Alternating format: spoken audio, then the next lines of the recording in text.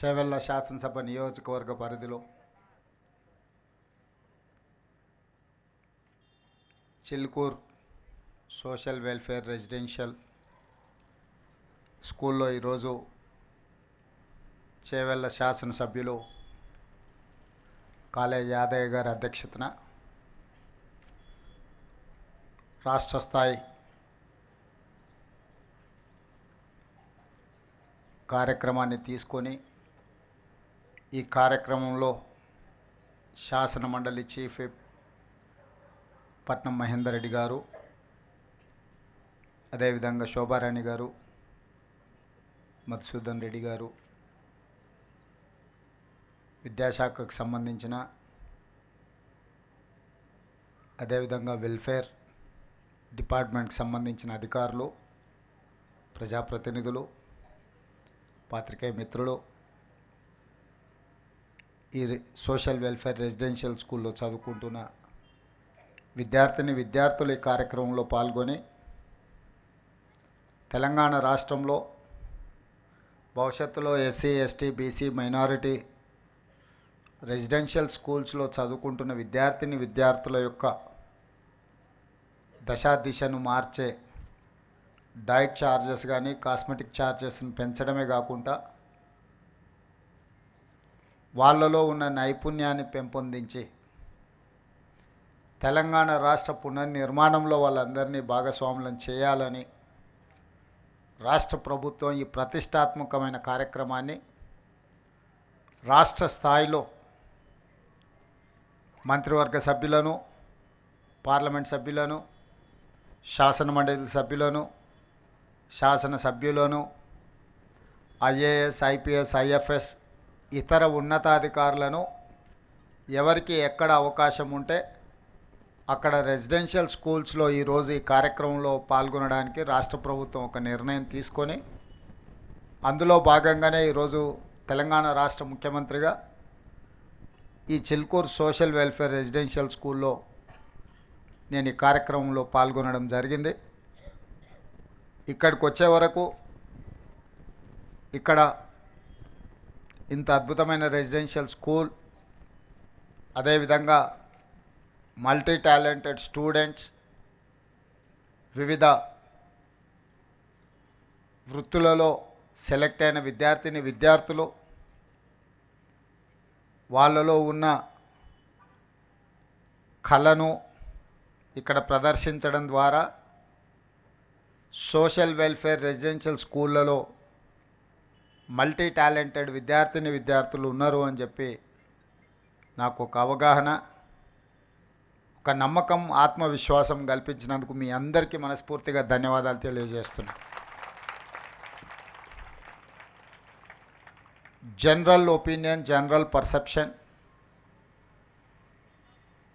Welfare హాస్టల్స్లో ఉండేవాళ్ళు కానీ రెసిడెన్షియల్ స్కూల్స్లో చదివే వాళ్ళకు టాలెంట్ తక్కువ ఉంటుందనో, ప్రైవేట్ స్కూళ్ళలో చదువుకునే వాళ్ళకు టాలెంట్ ఎక్కువ ఉంటుందనో ఒక అపోహ బలంగా నాటుకుపోయింది. ఎందుకు అని అంటే కొన్ని దశాబ్దాలుగా ప్రభుత్వాలు ఎంత ప్రయత్నం చేసినా ఈ వెల్ఫేర్ లేదా రెసిడెన్షియల్ స్కూల్స్ యొక్క ఇమేజ్ను పెంచకపోవడం వల్ల ప్రైవేట్ స్కూళ్ళలో చదువుకుంటేనే నాణ్యమైన విద్య అందుబాటులోకి వస్తుందని, లేదా ఇంగ్లీష్ మీడియం చదువుకుంటేనే విద్యార్థులు రాణిస్తారని చెప్పి ఒక అపోహ బలంగా నాటుకుపోయింది. ఈరోజు ఆ అపోహలను తొలగించాలి. రెసిడెన్షియల్ స్కూల్స్ అంటే మల్టీ టాలెంటెడ్ ఎడ్యుకేషనల్ ఇన్స్టిట్యూట్స్. ఇవి ఈనాడు కాదు, ఆనాడు పివి నరసింహారావు గారు ఉమ్మడి ఆంధ్రప్రదేశ్ ముఖ్యమంత్రిగా ఉన్నప్పుడు మొట్టమొదట రెసిడెన్షియల్ స్కూల్స్ విధానాన్ని వారు ప్రవేశపెట్టడం జరిగింది. సర్వేల్ గ్రామంలో, మునుగోడు శాసనసభ నియోజకవర్గం, నల్గొండలో నాకు తెలిసి 1971 ఆ ప్రాంతంలో పివి నరసింహారావు గారు మొట్టమొదటి రెసిడెన్షియల్ స్కూల్ని ప్రారంభించి ఉమ్మడి రాష్ట్రంలో ఉండే విద్యార్థులకు అవకాశం కల్పిస్తే అక్కడి నుంచి చాలామంది ఐఏఎస్లు ఐపీఎస్లు చాలామంది అక్కడ సర్వేల్ రెసిడెన్షియల్ స్కూల్లో చదువుకున్న వాళ్ళు సెలెక్ట్ అయ్యారు. ఉదాహరణ, ఈరోజు పబ్లిక్ సర్వీస్ కమిషన్ చైర్మన్గా నియామకం జరిగిన మొన్నటి వరకు విద్యాశాఖ ప్రిన్సిపల్ సెక్రటరీ బాధ్యతలు నిర్వహించిన special chief secretary Burra Venkatesham గారు ఈరోజు తెలంగాణ పబ్లిక్ సర్వీస్ కమిషన్ చైర్మన్గా నియామకం జరిగిన వారు సర్వేల్ రెసిడెన్షియల్ స్కూల్స్లో చదువుకున్న ఒక విద్యార్థి. అదేవిధంగా అతనికంటే ముందు పబ్లిక్ సర్వీస్ చైర్మన్గా పనిచేసిన మహేందర్ రెడ్డి గారు తెలంగాణ రాష్ట్ర డీజీపీగా 35 సంవత్సరాల ఐపీఎస్గా ఎన్నో ప్రతిష్టాత్మకమైన పోలీస్ రిఫార్మ్స్ తీసుకొచ్చిన మహేందర్ రెడ్డి గారు కూడా సర్వేల్ రెసిడెన్షియల్ స్కూల్లో విద్యార్థి. చాలామంది ఈరోజు నవోదయ రెసిడెన్షియల్ స్కూల్స్లో కానీ కేంద్రీయ విద్యాలయాలలో కానీ రాష్ట్ర కేంద్ర ప్రభుత్వాలు నిర్వహిస్తున్న ఈ రెసిడెన్షియల్ స్కూల్స్లో చదువుకున్న వాళ్ళు చాలా గొప్పగా రాణించారు. కానీ ఒక పీరియడ్ తర్వాత ప్రైవేట్ స్కూల్స్ ప్రైవేట్ కాలేజీలతో కాంపిటీషన్ చేయాల్సిన పరిస్థితి రావడం, ఆ పరిస్థితుల్లో ప్రభుత్వం యొక్క ఫోకస్ ఈ రెసిడెన్షియల్ స్కూళ్ళ మీద తగ్గడం, తద్వారా ఈ రెసిడెన్షియల్ స్కూల్స్ ఆర్ గవర్నమెంట్ స్కూల్స్లో చదువుకునే వాళ్ళు అత్యంత నిరుపేదలు లేదా నిర్లక్ష్యానికి లోనైన వాళ్ళు మాత్రమే చదువుకుంటారని ఒక అపోహ బలంగా నాటుకుపోయింది. ఈ అపోహల నుంచి విద్యా సంస్థల్ని, ముఖ్యంగా ఎస్సీ ఎస్టీ బీసీ మైనారిటీ సామాజిక వర్గాలకు సంబంధించిన వాళ్లకు ఒక సంపూర్ణమైన విశ్వాసం నమ్మకం కలిగించాలన్న ఆలోచన రాష్ట్ర ప్రభుత్వం మేము బాధ్యత చేపట్టిన తర్వాత పలు దఫాలుగా చర్చించడం జరిగింది. దీనికి సంబంధించి ఉప ముఖ్యమంత్రి బట్టి విక్రమార్క గారు ఇతర మంత్రివర్గ సహచరులతో కమిటీ వేసి అసలు ఎలాంటి ప్రక్షాళన చేయాలి, ఏ విధంగా విధి విధానాలలో మార్పు తీసుకొచ్చి అధికారులతో పాటు ప్రజాప్రతినిధులను కూడా ఒక బాధ్యత అప్పగించి ఒక సోషల్ రెస్పాన్సిబిలిటీ, ఒక సామాజిక బాధ్యతగా తప్పకుండా ఈ రెసిడెన్షియల్ స్కూళ్ళలో విద్యా ప్రమాణాలను పెంచాలి, నాణ్యమైన వసతులను కల్పించాలని ఒక దృఢ సంకల్పంతో ఈనాడు తెలంగాణ రాష్ట్ర ప్రభుత్వం ముందుకు వెళ్తుంది. అందులో భాగంగానే 8 సంవత్సరాల నుంచి డైట్ ఛార్జెస్ ఎప్పుడు పెంచలే. గత ప్రభుత్వం పెంచాలన్న ఆలోచన కూడా చేయలే. అంటే పూర్తిగా తెలంగాణ రాష్ట్రం ఏర్పడ్డ తర్వాత డైట్ ఛార్జెస్ విషయంలో కావచ్చు, కాస్మెటిక్ ఛార్జెస్ విషయంలో కావచ్చు, లేదా మౌలిక వసతులకు సంబంధించిన అంశాలలో కావచ్చు, ఆనాటి ప్రభుత్వం ప్రాధాన్యత ఇవ్వలేదు. తద్వారా ప్రతిష్ట కలిగిన ఈ రెసిడెన్షియల్ స్కూల్స్ అన్నీ కూడా ప్రతిష్ట కోల్పోయి ప్రజలలో విశ్వాసం సన్నగిలే పరిస్థితి వచ్చినప్పుడు రాష్ట్ర ప్రభుత్వం స్పష్టంగా ఆలోచన చేసి మళ్ళీ ఆ విశ్వాసాన్ని పునరుద్ధరించాలి, ఒక నమ్మకం కలిగించాలి. ఈ ప్రభుత్వం అంటే ప్రభుత్వం మా కోసం పనిచేస్తుంది, ప్రభుత్వం మా ప్రభుత్వం ప్రజా ప్రభుత్వం అని ఒక నమ్మకం విశ్వాసాన్ని కల్పించాలన్న ఆలోచనతో సింగిల్ స్ట్రోక్లో డైట్ ఛార్జెస్ విషయంలో 40% ఛార్జెస్ పెంచడం ద్వారా నాణ్యమైన ఫుడ్ని ఈరోజు మన విద్యార్థులకు ఇవ్వడం ద్వారా ఆరోగ్యవంతమైన తెలంగాణగా తీర్చిదిద్దాలని మన ప్రభుత్వం భావించింది. కాస్మెటిక్ ఛార్జెస్ తండాలలో గూడాలలో మారుమూల పల్లెల నుంచి వచ్చిన పేద విద్యార్థులు కాస్మెటిక్ ఛార్జెస్ను తల్లిదండ్రులను అడగలేక బాగా ఇబ్బంది పడుతున్న సందర్భంలో ఒకసారి కాస్మెటిక్ ఛార్జెస్ గురించి మొత్తం నివేదిక తెప్పించుకుంటే 16 సంవత్సరాల క్రితం దాదాపుగా 2008-09లో కాస్మెటిక్ ఛార్జెస్ పెంచితే 16 సంవత్సరాల నుంచి ఒక్క రూపాయి కూడా పెంచలేదు. 16 సంవత్సరాలలో అసలు కాస్మెటిక్ ఛార్జెస్ ఎన్నంతలు పెరిగినాయో అసలు ఊహించలేనంత ధరలు పెరిగినాయి. మరి 2008లో నిర్ధారించిన కాస్మెటిక్ ఛార్జెస్ ఏ మూలకు విద్యార్థులకు సరిపోవడం లేదు. పోనీ అవైనా ప్రతి నెల విద్యార్థులకు చేరుతున్నాయంటే లేదా 6 నెలలకు సంవత్సరానికి ఒక్కసారి ఇస్తే అవి ఎలాంటి ఉపయోగం లేకపోవడం ద్వారా ఈ పిల్లలు తల్లిదండ్రులను అడగడానికి మొహమాట పడి ఇబ్బంది పడి, ఒకవేళ తల్లిదండ్రులను అడిగినా ఒకసారి ఇవ్వడానికి ఉండి లేకపోవడం వల్ల చాలా ఇబ్బందులు ఎదుర్కొంటున్నారు.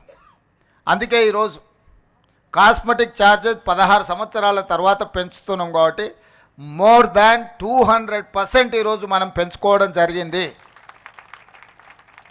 స్వతంత్రం వచ్చినప్పటి నుంచి ఈ రోజు వరకు diet charges at a time 40% పెంచడం కానీ, కాస్మెటిక్ ఛార్జెస్ 200%కి పైగా పెంచడం అనేది జరగలేదు. మొదటిసారి తెలంగాణ రాష్ట్ర ఏర్పాటులో, తెలంగాణ రాష్ట్ర ప్రభుత్వంలో ఈనాడే ఇంత గొప్పగా ఛార్జెస్ పెంచడం జరిగింది. ఇంతటితో మా బాధ్యత తీరలేదు, నెరవేరలేదు. ఇది మొదటి పునాది రాయి మాత్రమే. ఈరోజు నేను శాఖకు సంబంధించిన అధికారులతో పాటు బోధనా సిబ్బందికి, బోధనేతర సిబ్బందికి కొన్ని అంశాలు నేను ప్రస్తావించదలుచుకున్నా. ఈరోజు తెలంగాణ రాష్ట్రంలో దాదాపుగా 26,000 ప్రభుత్వ పాఠశాలలు, రెసిడెన్షియల్ స్కూల్స్ ఉన్నాయి, 26,000+. 26,000 పాఠశాలలలో విద్యార్థులు చదువుకుంటున్నది 23 లక్షల మంది. అదే ప్రైవేట్లో 11,000 పాఠశాలలు ఉంటే 11,000 ప్రైవేట్ పాఠశాలలలో ఈరోజు 33 లక్షల మంది విద్యార్థులు చదువుకుంటున్నారు. నేను సూటిగా మా ప్రభుత్వ టీచర్లను నేను అడుగుతున్నా, ప్రైవేట్ స్కూల్స్లో చదువులు చెప్తున్న వాళ్ళు మీకంటే ఎక్కువ విద్యా ప్రమాణాలు ఉన్నవాళ్ళ, మీకంటే వాళ్ళకి ఏమైనా జీతభత్యాలు ఎక్కువ ఉన్నాయా? మీ స్కూల్స్లో ఉన్న మౌలిక వసతుల కంటే ప్రైవేట్ స్కూళ్ళలో ఎక్కువ ఏమైనా ఉన్నాయా? మరి ఎందుకు 26,000 ప్రభుత్వ పాఠశాలలలో 23 లక్షల మంది విద్యార్థులు చదువుకుంటే 11,000 ప్రైవేట్ పాఠశాలల్లో 33 లక్షల మంది విద్యార్థులు చదువుకుంటున్నారు? గ్రామాలలో పేదవాళ్ళు కూలికి పోయి అయినా సరే కూడబెట్టి పిల్లల్ని ప్రైవేట్ పాఠశాలలకు పంపించాలి, ఇంగ్లీష్ మీడియంలో చదివించాలని వాళ్ళు నానా తాపత్రయపడుతున్నారు. నిజంగా మనందరి బాధ్యత ప్రభుత్వ పాఠశాలలో నాణ్యమైన విద్యను అందించడం ద్వారా ఈ పిల్లల్ని డాక్టర్లుగా, లాయర్లుగా, ఇంజనీర్లుగా, వివిధ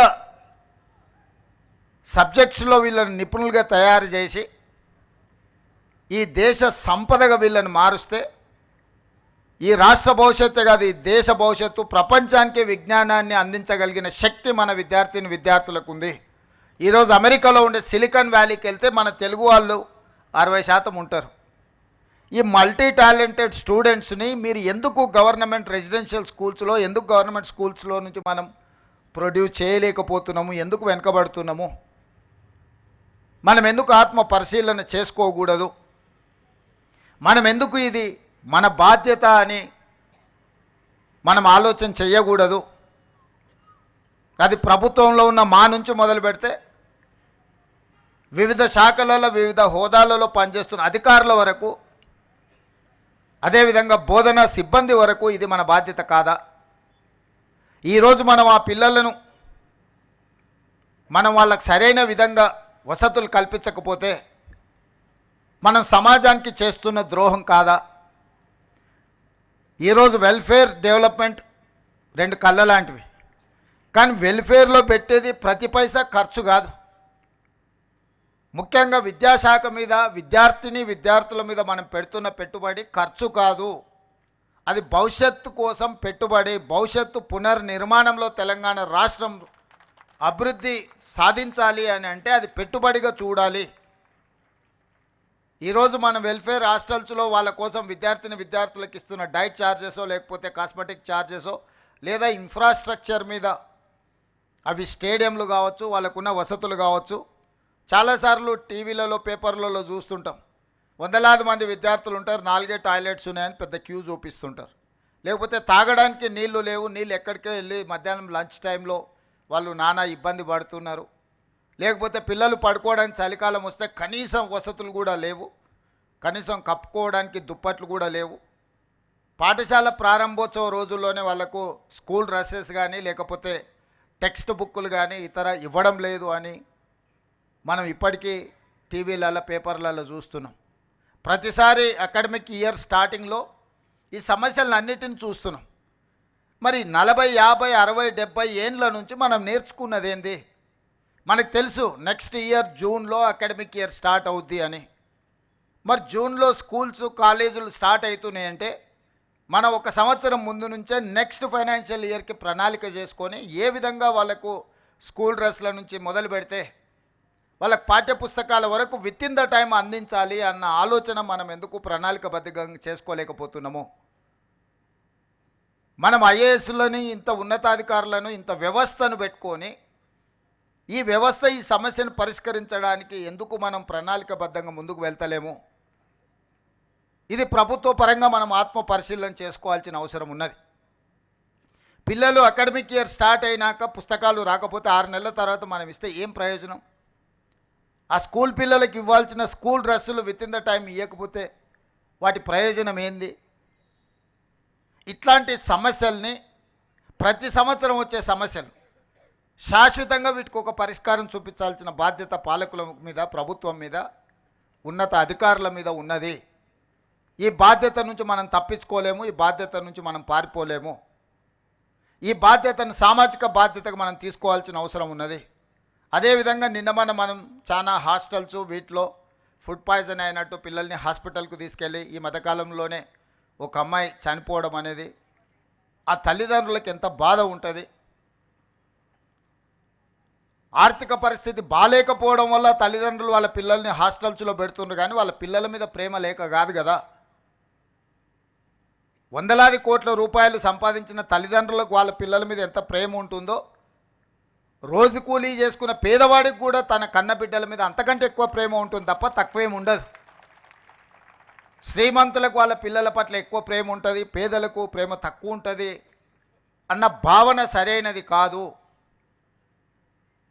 మరి వాళ్ళ పిల్లలు మనల్ని నమ్మి, ఈ ప్రభుత్వాన్ని నమ్మి, ఈ సిబ్బందిని నమ్మి ఈ రెసిడెన్షియల్ స్కూల్స్లో వాళ్ళ పిల్లలను చేర్పిస్తే వాళ్ళ సంక్షేమము, వాళ్ళ యోగక్షేమాలు మనం సరైన విధంగా చూడకుండా నిర్లక్ష్యం చేస్తే ఆ పిల్లలు చనిపోతే ఆ బాధ్యత ఎవరు తీసుకోవాలి? ఇది మన గౌరవం, మన ప్రతిష్టను పెంచేదా, లేకపోతే మన గౌరవ ప్రతిష్ట మసకబారేదా? ఈరోజు మనందరం ఆత్మ పరిశీలన చేసుకోవాలి. ఇట్లాంటి సంఘటనలు పునరావృతం కాకుండా చూసుకోవాల్సిన బాధ్యత ప్రభుత్వం మీద ఉన్నది, సిబ్బంది మీద ఉన్నది. కొన్నిసార్లు మనం ఏదైనా డైట్ విషయంలో లేకపోతే మౌలిక వసతుల విషయం మాట్లాడితే మాకు 6 నెలలు 8 నెలలు బిల్లులు రావడం లేదు, కిరాణా కొట్టుల్లో మేము అప్పు తెచ్చి నడిపిస్తున్నాం, 8 నెలలు మేము మా అప్పులకు మిత్తిలు కట్టాలంటే మేము ఎక్కడో ఒక దగ్గర నాణ్యత తగ్గించాల్సిందే అన్నట్టుగా చర్చలు వస్తున్నాయి.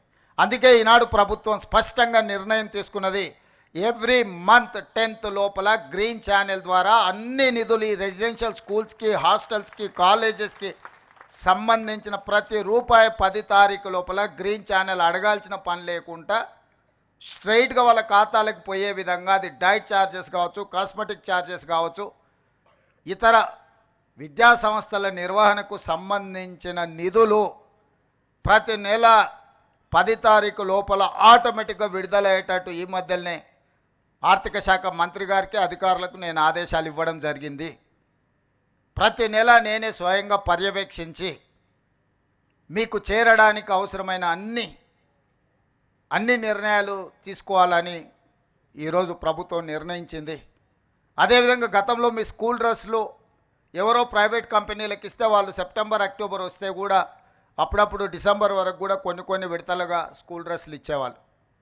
ఆ విధానాన్ని మార్చి సెల్ఫ్ హెల్ప్ గ్రూప్ మహిళా సంఘాలకు ఈ స్టిచ్చింగ్ బాధ్యత మొత్తం రాష్ట్రంలో ఉండే 65 లక్షల మంది మహిళా సంఘాలకు పాఠశాల పిల్లల యొక్క డ్రెస్సులు కుట్టే బాధ్యత వాళ్ళకిచ్చి 25 రూపాయలు ఉన్నదాన్ని 75 రూపాయలకు పెంచి ఈరోజు వాళ్ళందరికీ ఇవ్వడం ద్వారా మొన్నటి స్కూల్స్ ప్రారంభం రోజే ఒక్కొక్క జత ఆ రోజే మొదటి రోజే వాళ్ళందరికీ కూడా ఇవ్వడం జరిగింది.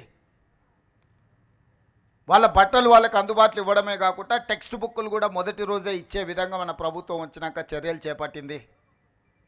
ఇదే కాకుండా ఈరోజు రైతులకు ఉచితంగా కరెంట్ ఇస్తున్నాం, పేదవాళ్ళకి ఇంటికి 200 యూనిట్లు ఉచితంగా కరెంట్ ఇస్తున్నాం. మరి రైతుకు వ్యవసాయానికి 24 గంటలు ఉచితంగా కరెంట్ ఇచ్చి పేదవాడి ఇంటికి 200 యూనిట్లు ఉచితంగా కరెంట్ ఇచ్చినప్పుడు చదువుకునే విద్యార్థులకు పాఠశాలల్లో ఉచిత కరెంటు ఎందుకు ఇవ్వకూడదు? వాళ్ళ కంప్యూటర్స్ ఇచ్చినా, వాళ్ళకి ఇతర ఏ ఎక్విప్మెంట్ ఇచ్చినా పాఠశాలలలో కరెంటు బిల్లులు కట్టకపోవడం వల్ల, కరెంటు లేకపోవడం వల్ల వాటిని ఉపయోగించలేకపోతున్నారు. అందుకే రాష్ట్ర ప్రభుత్వం స్పష్టంగా నిర్ణయం తీసుకొని ఆల్ రెసిడెన్షియల్ ఆర్ గవర్నమెంట్ స్కూల్స్కి అంతా ఉచితంగా కరెంట్ ఇవ్వండి అని ఆదేశాలు ఇచ్చినాము. ఈరోజు ప్రభుత్వ ఆధ్వర్యంలో నిర్వహిస్తున్న ఏ స్కూల్స్ కానీ కాలేజీలు కానీ ఏవైనా ₹1 కూడా కరెంటు బిల్లు కట్టాల్సిన అవసరం లేదు. వాళ్ళకు ఉచిత కరెంటు ఇవ్వడం ద్వారా వాళ్ళ విద్యా ప్రమాణాలు పెంచాలి అని చెప్పి ఈరోజు స్పష్టంగా మన ప్రభుత్వం నిర్ణయం తీసుకున్నది. ఇదే కాకుండా ఈరోజు డైట్ ఛార్జెస్ మెనూను కూడా మనం రిఫార్మ్ చేసుకొని ఒక మంచి డైట్ ఛార్జెస్ ఇవ్వడమే కాకుండా అధికారులను కూడా ప్రతిరోజు మీతో పాటు తినే విధంగా మీ బోధన సిబ్బంది, బోధనేతర సిబ్బంది, కలెక్టర్లకు, జిల్లా స్థాయి అధికారులకు కూడా నేను ఆదేశాలు ఇచ్చిన. ఖచ్చితంగా వారంలో మీరు 2 రోజులు 3 రోజులు ఈ పాఠశాలలు పర్టికులర్గా రెసిడెన్షియల్ స్కూల్స్ విజిట్ చేయాలా, విద్యార్థులతో కూర్చొని భోజనం చేయాలి, భోజనం యొక్క నాణ్యత ఏ విధంగా ఉందో రిపోర్ట్ చేయాలి. అదేవిధంగా ఎమ్మెల్యేలకు, మంత్రులకు కూడా వాళ్ళు ఎక్కడ క్షేత్రస్థాయిలో విజిట్లకు పోయినా తప్పకుండా పాఠశాలల్ని సందర్శించాలి అని చెప్పి ఆదేశాలు ఇవ్వడం జరిగింది. ఐఏఎస్, ఐపీఎస్ అధికారులు కూడా ఇక ముందు మీ దగ్గరకు వచ్చి మీ లోకల్గా ఉండే ఎస్ఐలు, ఎంఆర్ఓలు, ఎంపీడీఓలే కాదు, మీ జిల్లా కలెక్టర్లు, మీ జిల్లా ఎస్పీలు, ఉన్నతాధికారులు కూడా మీ పాఠశాలల్లోకి వచ్చి మీ పిల్లలందరినీ కలిసి అసలు మీకున్న సాధక బాధకాలు తెలుసుకొని మీ బోధన విషయంలో కానీ, మీ భోజన విషయంలో కానీ ఉన్న నాణ్యత ప్రమాణాలను పరిశీలించడానికి అధికారులందరికీ ఆదేశాలు ఇవ్వడం జరిగింది. ఇంక్లూడింగ్ చీఫ్ సెక్రటరీ క్షేత్రస్థాయిలో పర్యటనలు చేయమని మన ప్రభుత్వం ఆదేశాలు ఇచ్చింది. భవిష్యత్తులో మీ కలెక్టర్లు, మీ ఎస్పీలు మీ దగ్గర వచ్చి కూర్చుంటారు. మీరు వాళ్ళని చూసి ఇన్స్పైర్ కావచ్చు.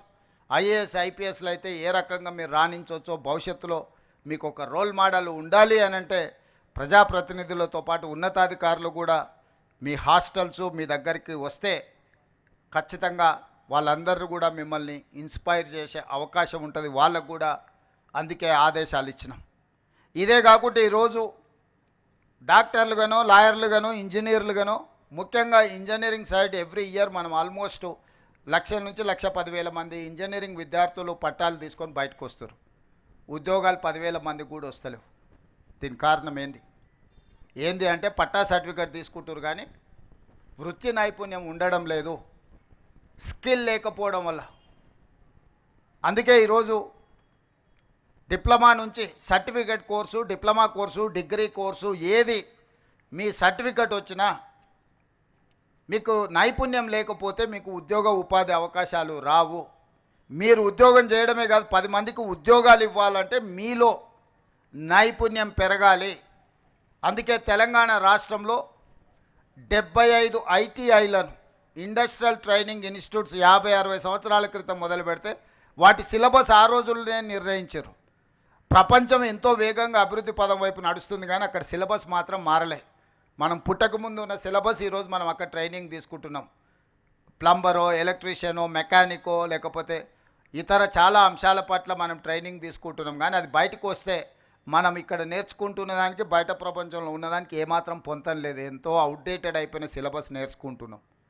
అందుకే టాటా ఇన్స్టిట్యూట్తో మాట్లాడి, టాటా కంపెనీతో మాట్లాడి ఈ రాష్ట్రంలో ఉన్న 75 ఐటీఐలను ఏటీసీలుగా, ఏటీసీ అంటే advanced technology centres, skill upgradation, ఆ ఐటీఐలలో చేరుతున్న వేలాది మంది విద్యార్థులకు టాటా సంస్థ, తెలంగాణ రాష్ట్ర ప్రభుత్వం కలిసి అప్గ్రేడ్ చేయడానికి 2,400 రూపాయలు ఖర్చు పెడితే, 2,400 కోట్ల రూపాయలు మనం ఖర్చు పెడితే 2,100 కోట్ల రూపాయలు టాటా కంపెనీనే ఖర్చు పెడుతుంది. రాష్ట్ర ప్రభుత్వం కేవలం 300 కోట్లే.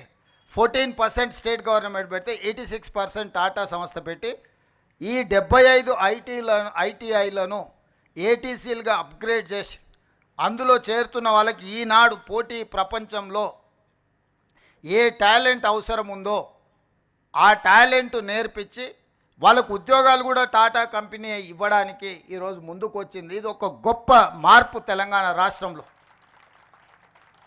75 సంవత్సరాల తర్వాత ఒక ప్రైవేట్లో 100% సక్సెస్ స్టోరీ ఉన్న ఒక ప్రముఖ సంస్థ రాష్ట్ర ప్రభుత్వ భాగస్వామ్యం తీసుకొని 2400 కోట్ల రూపాయలు ఖర్చు పెట్టి గవర్నమెంట్ మీద భారం పడకుండా రోబోస్ కూడా ఐటీఐలలో ఏటీసీలలో ఈరోజు వాళ్ళు పెడుతున్నారు. వాళ్ళు ఇన్స్ట్రక్టర్స్ను వాళ్ళే తీసుకొస్తున్నారు. మన దగ్గర ఉన్న ఇన్స్ట్రక్టర్లకు కూడా వాళ్ళే ట్రైనింగ్ ఇస్తున్నారు. ఈ రకంగా ఈరోజు మనం ఐటీఐలను అప్గ్రేడ్ చేసుకొని వేలాది మంది తెలంగాణ యువతకు వృత్తి నైపుణ్యం నేర్పించి శిక్షణ ఇవ్వడం ద్వారా ఉద్యోగ అవకాశాలు కల్పిస్తున్నాము. మీరు వెనక్కి వెళ్ళి మీ గ్రామాలకు వెళ్ళినప్పుడు మీ అన్నలకు మీ కుటుంబ సభ్యులకు స్పష్టంగా చెప్పండి, ఈరోజు ఐటీఐలో చేరితే 100% మీకు ఉద్యోగం వస్తుంది. చేరడం ద్వారా మనం మన భవిష్యత్తుని తీర్చిదిద్దుకోవాలి. ఆ సర్టిఫికెట్ కోర్సులు చదవడం ద్వారా మీకు కనీసం నెలకు 30,000 40,000 సంపాదించుకునే అవకాశం ఉంది. అదేవిధంగా ఇంజనీరింగ్ కాలేజీలలో చేరుతున్న వాళ్ళకు కూడా 4 ఇయర్స్ డిగ్రీ ఉంటే 4 ఇయర్స్ వాళ్ళు థియరీలే చదువుకుంటున్నారు. చదువు అయిపోయిన తర్వాత బయటకు వస్తే ప్రాక్టికల్ ఎక్స్పీరియన్స్ లేకపోవడం వల్ల ఉద్యోగ అవకాశాలు రావడం లేదు. అందుకే ఈరోజు ఇంజనీరింగ్ కాలేజీలలో ఉన్న సిలబస్ని కూడా 2 సంవత్సరాలు వాళ్ళు థియరీ నేర్చుకుంటే 2 సంవత్సరాలు ప్రాక్టికల్గా కంపెనీస్లకి వెళ్ళి పెద్ద పెద్ద మల్టీనేషనల్ కంపెనీలలో వాళ్ళు పోయి శిక్షణ పొందే విధంగా ఆ టైంలో వాళ్ళకి ఆ సంస్థలు కూడా స్టైఫండ్ ఇచ్చే విధంగా ఈరోజు మనం కంప్లీట్గా సిలబస్ విధానాన్ని మార్చుకొని ఇంజనీరింగ్ గ్రాడ్యుయేట్స్ను కూడా సాంకేతికంగా వాళ్ళ నైపుణ్యం పెంచి ఈరోజు వాళ్ళను కూడా నిష్ణాతులుగా తయారు చేయడానికి ఈరోజు మన ప్రభుత్వం ఒక నిర్ణయం తీసుకుంది. ఇదే కాదు, ఈరోజు యంగ్ ఇండియా స్కిల్స్ యూనివర్సిటీ ప్రభుత్వ ఆధ్వర్యంలో చాలా యూనివర్సిటీలు ఉన్నాయి. యూనివర్సిటీలు అనుకున్నంత స్థాయిలో పనిచేయకపోవడం వల్ల యంగ్ ఇండియా స్కిల్స్ యూనివర్సిటీ అని ఈ రంగారెడ్డి జిల్లాలోనే మనము మహేశ్వరం శాసనసభ నియోజకవర్గ పరిధిలో 60 ఎకరాలలో ఒక యూనివర్సిటీ నిర్మించుకుంటున్నాం. దీనికి పీపీపీ మోడల్ అంటే పబ్లిక్ ప్రైవేట్ పార్ట్నర్షిప్. ఈరోజు మహీంద్రా వెహికల్స్ మనం చూస్తున్నాం. అంత పెద్ద కార్పొరేట్ సంస్థ యజమాని ఈరోజు young India skill university chairperson, అతనే బోర్డ్ చైర్మన్గా ఉంటాడు. అందులో రెడ్డి ల్యాబ్స్ కానీ అరబిందో కానీ ఇతర ఫార్మా కానీ ఐటీ కానీ డిఫరెంట్ కంపెనీలకు సంబంధించిన సీఈఓలు ఆ బోర్డు డైరెక్టర్స్గా ఉండి వాళ్ళే సిలబస్ తయారు చేసి వాళ్ళే విద్యార్థులను సెలెక్ట్ చేసి వాళ్ళే ట్రైనింగ్ ఇచ్చి సర్టిఫికెట్ కోర్సులు, డిప్లొమా కోర్సులు, డిగ్రీ కోర్సులు అందులో వాళ్ళకు నేర్పించి అందులో చదువుకున్న వాళ్ళందరినీ వాళ్ళే ఉద్యోగాలు ఇచ్చే విధంగా ఈరోజు మల్టీ టాలెంటెడ్ విద్యార్థులందరినీ కూడా శిక్షణ ఇచ్చి వాళ్ళ కంపెనీలలో తీసుకోవడానికి ఈరోజు యంగ్ ఇండియా స్కిల్స్ యూనివర్సిటీని ఈరోజు మనం ప్రారంభించుకున్నాం. దేశానికే ఆదర్శం ఈ యంగ్ ఇండియా స్కిల్స్ యూనివర్సిటీ. అదేవిధంగా స్పోర్ట్స్, మొన్ననే ఒలింపిక్ గేమ్స్ ఇవన్నీ చూసినాం. మనం 140 కోట్ల జనాభా ఉన్న మనము ఒక్క గోల్డ్ మెడల్ కూడా తెచ్చుకోలే. మరి ఇంతమంది యువత ఉండి మనము స్పోర్ట్స్లో రాణించకపోతే ప్రపంచ దేశాల ముందు మన దేశానికి అవమానం కాదా? నేను మొన్న సౌత్ కొరియా పోయొచ్చిన.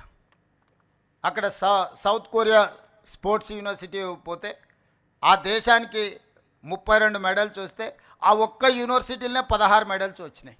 ఒక అమ్మాయికి 3 గోల్డ్ మెడల్స్ వచ్చినాయి ఆర్చరీలో. అంటే ఒక అమ్మాయి ఆ యూనివర్సిటీలో చదువుకొని రాణిస్తే శిక్షణ తీసుకుంటే ఒకే అమ్మాయి ఒలింపిక్స్లో 3 గోల్డ్ మెడల్స్ సాధించింది. ఒక చిన్న దేశము హైదరాబాదు నగరంలో ఎంత జనాభా ఉందో టోటల్గా దేశంలో అంత జనాభా ఉంది. అట్లాంటి వాళ్ళు 32-34 మెడల్స్ ఒలింపిక్స్లో తెచ్చుకుంటే 140 కోట్ల జనాభా ఉన్న భారతదేశం గుడ్ల పగిచ్చి చూస్తుంది. ఇది మన దేశానికే గౌరవం కాదు. అందుకే తెలంగాణ రాష్ట్రం ఆలోచించి 2028 ఒలింపిక్స్లో ఖచ్చితంగా గోల్డ్ మెడల్స్ తెలంగాణ రాష్ట్రానికి సంబంధించిన క్రీడాకారులే సాధించాలి అని యంగ్ ఇండియా స్పోర్ట్స్ యూనివర్సిటీని కూడా మనం ప్రారంభించుకుంటున్నాము. మొన్ననే మనం ఆర్డినెన్స్ తీసుకొచ్చిన అసెంబ్లీలో బిల్లు పాస్ చేసి స్పోర్ట్స్ యూనివర్సిటీతో పాటు స్పోర్ట్స్ అకాడమీ ఎవరైతే టాలెంటెడ్ పిల్లలు ఉన్నారో వాళ్ళకు పూర్తిగా గవర్నమెంట్ శిక్షణ ఇచ్చి వాళ్ళకి అన్ని వసతులు ఏర్పాటు చేసి క్రీడలలో వాళ్ళని రాణించే విధంగా వాళ్ళకి శిక్షణ ఇవ్వాలి అని ఈరోజు రాష్ట్ర ప్రభుత్వం నిర్ణయం తీసుకున్నది. ఈరోజు మనము క్రీడలలో రాణించకపోతే మన దేశం యొక్క గౌరవం ప్రతిష్ట ప్రపంచ దేశాల ముందు రాణించదు. వీటన్నిటిని దృష్టిలో పెట్టుకోవాలి. మీకు తెలుసు నిఖత్ జరీన్ అని ఒక అత్యంత సామాన్యమైన కుటుంబం నిజామాబాద్ నుంచి బాక్సింగ్ ఛాంపియన్షిప్ సాధిస్తే ఆ అమ్మాయికి మనము స్పోర్ట్స్లో రాణించినందుకు DSP post group 1 DSP post డైరెక్ట్గా అన్ని మినహాయింపులు ఇచ్చేసి ఆ అమ్మాయిని డిఎస్పి అధికారిగా నియమించినాం. సిరాజ్ క్రికెట్లో రాణిస్తే అతనికి ఎడ్యుకేషన్ లేకపోయినా అతనికి పూర్తిగా రిలాక్సేషన్ ఇచ్చి అతను కూడా డిఎస్పి ఉద్యోగం ఇచ్చినాం. నేను ఎందుకు ఈ విద్యార్థుల ముందు ఇవన్నీ ప్రస్తావిస్తున్నా అంటే చదువుకుంటేనే ఉద్యోగం వస్తుంది, చదువుకుంటేనే మన లైఫ్కి ఒక భద్రత ఉంటుందని కాదు. మీరు క్రీడలలో రాణించినా డెఫినెట్గా ప్రభుత్వ ఉద్యోగాలే కాదు, ప్రపంచంలో ఎన్నో అవకాశాలు ఎదురు చూస్తున్నాయి మన కోసము. క్రీడలలో రాణించండి, మల్టీ టాలెంటెడ్. ఇంతకుముందు అక్కడ పిల్లలు మరి వాళ్ళు ట్రైనింగ్ ఎవరు ఇచ్చినారో అద్భుతంగా మృదంగ వాద్యం కానీ లేకపోతే ఇక్కడ నందకిషోర్ అబ్బాయి పాడిన విధానం కానీ ఇవన్నీ మీలో ఉన్న దాగిన మట్టిలో మాణిక్యాలు. మీరు వీటిని మీలో ఉన్న ఎక్స్ట్రా టాలెంట్ ఏది ఉందో టీచర్స్ కానీ ఇక్కడ ఉండే సిబ్బంది కానీ నా సూచన ఎక్స్ట్రా టాలెంటెడ్ స్టూడెంట్స్ని పికప్ చేయండి. అది స్పోర్ట్స్ కావచ్చు, గేమ్స్ కావచ్చు, అదర్వైజ్ అదర్ టాలెంట్స్ ఏవైనా ఉంటే వాళ్ళని గుర్తించండి, వాళ్ళకి శిక్షణ ఇప్పిద్దాము. వాళ్ళు భవిష్యత్తులో బాగా రాణించే విధంగా ప్రభుత్వం వాళ్ళకి అన్ని రకాల వసతులు మనం ఏర్పాటు చేద్దాము. మల్టీ టాలెంటెడ్ ఎడ్యుకేషనల్ హబ్గా మన వెల్ఫేర్ స్కూల్స్ని, కాలేజీలని, వెల్ఫేర్ హాస్టల్స్ని తీర్చిదిద్దాలి. అదేవిధంగా మా యాదయ్య గారు రోడ్ల గురించి కలిసినప్పుడల్లా ఖచ్చితంగా చేవెళ్ళ నియోజకవర్గానికి సంబంధించి అభివృద్ధి గురించి అడుగుతూనే ఉంటాడు. అదేవిధంగా ప్రిన్సిపాల్ గారు కూడా ఇక్కడ టాయిలెట్స్ విషయంలో కానీ, క్లాస్ రూమ్స్ కానీ, అదేవిధంగా స్టేడియం గురించి వీటన్నిటి గురించి అడిగినరు. తప్పకుండా ఇక్కడ శ్రీధర్ అధికారిగా ఉన్నారు, వారికి సూచన చేస్తున్నా ఈ Chilukuru residential social welfare residential స్కూల్స్కి ఏ ఒక్కటి కూడా తక్కువ ఉండడానికి వీల్లేదు. ఎనీ అదర్ కార్పొరేట్ స్కూల్తోని మనం కాంపిటీట్ చేయాలి. దీనికి కావాల్సిన అన్ని అంశాలను 360 డిగ్రీస్ మీరు పరిశీలించి అన్ని ప్రతిపాదనలు తీసుకొని రండి. మనం తక్షణమే వీళ్ళకు మంజూరు చేద్దాము. ఒక మంచి వాతావరణం, ఒక గుడ్ అట్మాస్ఫియర్. 1987లో మొదలైన ఈ స్కూల్ని ఇప్పుడు మనం అప్గ్రేడ్ చేసుకోవాల్సిన అవసరం ఉన్నది. ఈరోజు ప్రపంచంతో పోటీ పడే విధంగా ఎలాంటి మౌలిక వసతులు ఉండాలనో దానికి సంబంధించి అన్ని రకాల ప్రతిపాదనలు తీసుకురండి. ఈరోజు ఇవే కాదు, SC, ST, BC, minority schools ఏవైతే ఉన్నాయో చాలా వరకు మంజూరైనా కానీ ఎవ్వరికీ ఎలాంటి వసతులు లేవు.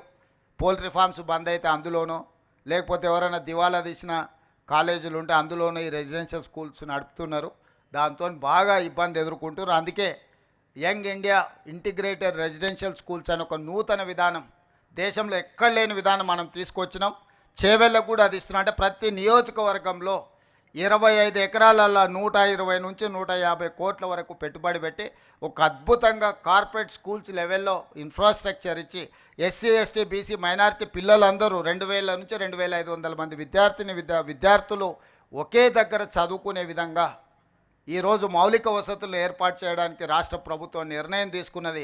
అందుకే విద్యాశాఖ నా దగ్గర పెట్టుకున్నా, స్వయంగా ముఖ్యమంత్రిగా నేనే పర్యవేక్షిస్తున్న వీటన్నిటినీ.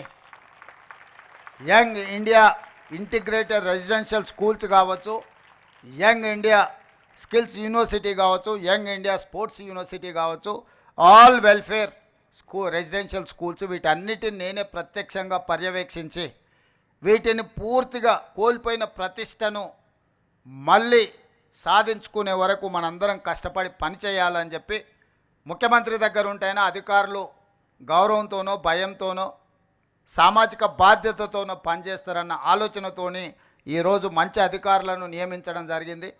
ఆ అధికారులందరికీ కూడా నా సూచన, ఇది మన బాధ్యత. ఈ పిల్లలు మన పిల్లలు, వీళ్ళు ఎవరో కాదు, వాళ్ళు అనాథలు కాదు, వాళ్ళు ఈ ప్రభుత్వం, ఈ రాష్ట్రం యొక్క సంపద. ఈ సంపదను తీర్చిదిద్దినప్పుడే ఈ తెలంగాణ పునర్నిర్మాణం అనేది వేగంగా మనం సాధించగలుగుతాము. ఈ యువతను మనము తెలంగాణ పునర్నిర్మాణంలో భాగస్వాములను చేయాలంటే నాణ్యమైన విద్యతో పాటు నాణ్యమైన శిక్షణ వీళ్ళకి ఇవ్వాలి, నాణ్యమైన మౌలిక వసతులను ఏర్పాటు చేయాల్సిన అవసరం మన అందరి మీద ఉన్నది. దానికి సంపూర్ణంగా ఎన్ని వేల కోట్ల రూపాయలని ఈసారి విద్యాశాఖకు 21,000 కోట్ల రూపాయలు కేటాయించినము. భవిష్యత్తులో ఇంకా నిధులు పెంచుతాము. ఇది ఖర్చు కాదు, భవిష్యత్ తరాలను నిర్మించడానికి పెడుతున్న పెట్టుబడి. ఈ పెట్టుబడి తెలంగాణను బలోపేతం చేస్తుంది, తెలంగాణను అభివృద్ధి పదం వైపు నడిపిస్తుంది, తెలంగాణ ప్రతిష్టను నిలబెడుతుంది.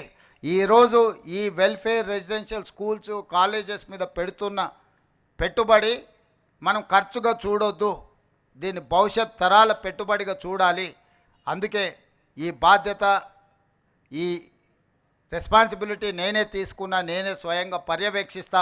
భవిష్యత్తులో నేను కూడా ఎక్కడికి వెళ్ళినా రెసిడెన్షియల్ స్కూల్స్ విజిట్ చేస్తా, పిల్లలతో ఇంటరాక్ట్ అవుతా, మీ నాణ్యమైన భోజనం ఏ విధంగా ఉందో పరిశీలిస్తా. ఎవరైనా ఎక్కడైనా తప్పిదాలకు పాల్పడితే ఖచ్చితంగా వాళ్ళను శిక్షిస్తాము. మీరు స్పష్టంగా గుర్తుపెట్టుకోండి. ఎవరైతే బాధ్యత ఉందో, నేను విద్యార్థులకు కూడా మీరు మెస్ కమిటీలాగా పెట్టుకోండి. నేను అధికారులకు కూడా సూచన చేస్తున్నా. ఇదే విద్యార్థులను ఒక మెస్ కమిటీగా పెడితే వండే కాడి నుంచి వడ్డించే వరకు ఈ పిల్లలే స్వయంగా పర్యవేక్షించిండ్రు అనుకో, వాళ్ళ కోసం వండే వంట నాణ్యత ఉందా లేదా, వాళ్ళ కోసం వడ్డించే భోజనం నాణ్యత ఉందా లేదా అనేది పరిశీలించుకునే అవకాశం వాళ్ళకే ఇస్తే వాళ్ళు మానిటరింగ్ చేసుకుంటారు. ఎక్కడైనా తప్పిదం జరిగితే వాళ్ళే సరిదిద్దుకునే అవకాశం ఉంటుంది. కాబట్టి ఆల్ రెసిడెన్షియల్ స్కూల్స్లో నేను అధికారులకు సూచన చేస్తున్నా, మెస్ మేనేజ్మెంట్ కమిటీలను విద్యార్థుల నుంచి ఒక కమిటీని ఫామ్ చేసి వాళ్ళ నుంచే కొంతమందిని వంట వండే కాడ నుంచి పరిశీలించడానికి పెట్టుకుంటే వాళ్ళే సూపర్వైజ్ చేసుకుంటారు. వాళ్ళకు కూడా ఒక అవగాహన పెరుగుతుంది. వాళ్ళకి మనం ఎంత ఛార్జెస్ ఇస్తున్నాం, ఎంత ఖర్చు పెడుతున్నాం, ఎంతమంది విద్యార్థులు ఉన్నారు, ఏమైనా లెక్కలు తప్పు రాస్తున్నామా, లేకపోతే వాళ్ళకి మనం ఇస్తున్న నిధులు సరిపోతున్నాయా లేదా వాళ్ళే అంచనా వేసుకుంటే వాళ్ళు స్పష్టంగా ఒక మంచి కార్యక్రమాన్ని తీసుకోవడానికి అవకాశం ఉంటుంది. మెస్ మేనేజ్మెంట్ కమిటీలలో కూడా ఈ పిల్లల్నే భాగస్వాములను చేసి ఆ కమిటీలుగా వేయాల్సిందిగా అధికారులకు ఆదేశాలు ఇస్తూ, మీ అందరికీ మరొక్కసారి ఇప్పటివరకు ఇక్కడ మీ నైపుణ్యాన్ని ప్రదర్శించిన విద్యార్థులకు, అదేవిధంగా నిఫ్ట్లో కానీ లేకపోతే ఇతర డాక్టర్స్గా మీ ఇతర IIT IITలో సెలెక్ట్ అయిన విద్యార్థులకు అందరికీ శుభాకాంక్షలు తెలియజేస్తూ మీ అందరి దగ్గర సెలవు తీసుకుంటున్నా. ధన్యవాదాలు మిత్రులారా.